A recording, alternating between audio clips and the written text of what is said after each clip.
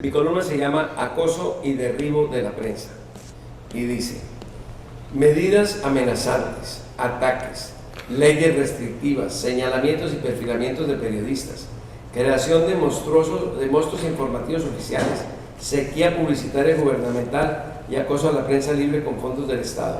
Estas son algunas de las armas que disparan varios gobiernos latinoamericanos, según reciente informe del Grupo de Diarios de América, GDA.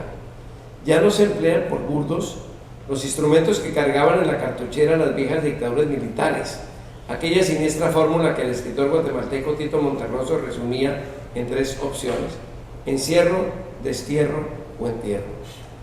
Aunque desaparecieron del mapa los criminales de gorra y uniforme que en los años 70 gobernaban buena parte de América Latina, la represión no cesa.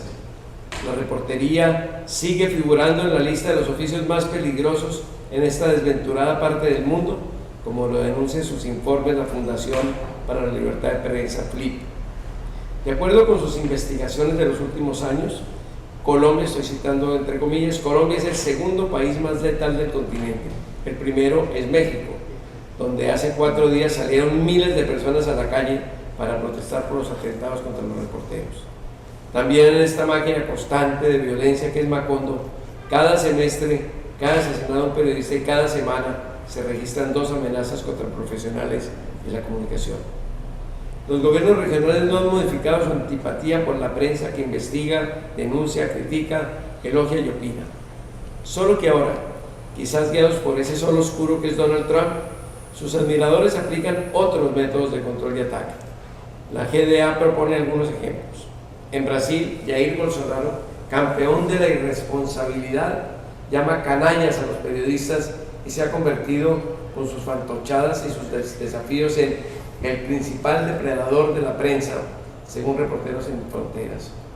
Nuestro vecino, Nicolás Maduro, lleva 9 años en guerra contra los periodistas y ha logrado acabar con buena parte de los medios tradicionales mediante persecuciones y control del papel. Daniel Ortega compite con él en ímpetus dictatoriales, mientras que otro viejo enemigo de la prensa, el ecuatoriano Rafael Correa, buen gobernante en otros aspectos, fue encarnizado perseguidor de sus críticos. En cuanto a Cuba, desde hace rato sabemos que sus dirigentes consideran a la de prensa como una libertad burguesa y obran en consecuencia, la liquidan. Los presidentes novatos han aprendido pronto de los veteranos. El mexicano Andrés Manuel López Obrador, un individuo tan extraño como su doble nombre de pila, reparte abundante publicidad a la prensa amiga, mientras dedica parte de sus frecuentes peroratas a denostar de la adversaria, incluso señalando los nombres de comunicadores desafectos. Otro mandatario impenetrable, el pétreo peruano de sombrero, Pedro Castillo, simplemente no habla con la prensa, la ignora de manera olímpica. Como si faltara gente rara en la cabina de mando de este pobre continente, El Salvador ha creado un personaje, Nayib Bukele, que amedrenta a los medios de comunicación desde la presidencia, mientras llega a turbios pactos con las pandillas que campean en su territorio. Ante semejante panorama sería injusto decir que Colombia camina por los mismos prados, no, afortunadamente no. Tentaciones e intentonas no faltan en algunos sectores políticos, pero los periodistas y los demócratas hemos logrado defender cada centímetro de libertad. Mucho va de Iván Duque a Bolsonaro, Ortega, Bukele, AMLO, el mexicano y sus pares. Aún así, aparecen de vez en cuando ronchas autoritarias que es preciso denunciar y combatir a tiempo. La FLIP considera que, cito comillas, el Estado colombiano nuevamente ha apuntado sus armas, capacidad y recursos y capacidad de intimidación contra los periodistas. Esta situación se acrecienta en medio de la emergencia económica por la pandemia que afecta al sector de medios. Entre dichas armas y recursos figura la arrogancia de algunos funcionarios, como el fiscal general, y sus errados desafíos a reporteros, la imprudencia de otros, como la vicepresidenta, que ha dado en la flor de distinguir entre el buen periodismo y el malo y felicita a las firmas que le gustan, lo cual para los mencionados es un antidiploma. El uso indebido de su cargo para insultar a sancionar periodistas, arte que domina como aventajado exponente el superintendente de Industria y Comercio, Andrés Barreto.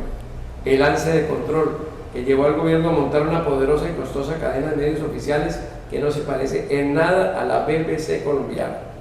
Los intentos grotescos de filtrar leyes para castigar a quienes injurien a políticos y sus familiares, los silenciosos mecanismos de manipulación, como la propaganda oficial o las ruedas de prensa sin preguntas, la compra y vuelco político de medios libres caso semana mediante la chequera del gran capital a cambio del apoyo del gobierno en sus negocios.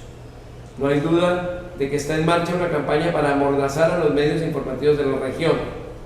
La mejor manera de combatir la arremetida de múltiples caras contra la libertad de prensa es ejerciendo este derecho con todo vigor, sin timidez, sin disculparse y sin más límites que los que marquen la ley y la ética periodística. Hay una esquila titulada Cría Cuervos y dice: lo de Ingrid Betancourt estaba cantado. Entró a la coalición de la esperanza como hada madrina, en menos de 10 días lanzó su candidatura y dinamitó el grupo. Impuso una serie de ultimátulos a sus compañeros y al final se retiró como bruja mala.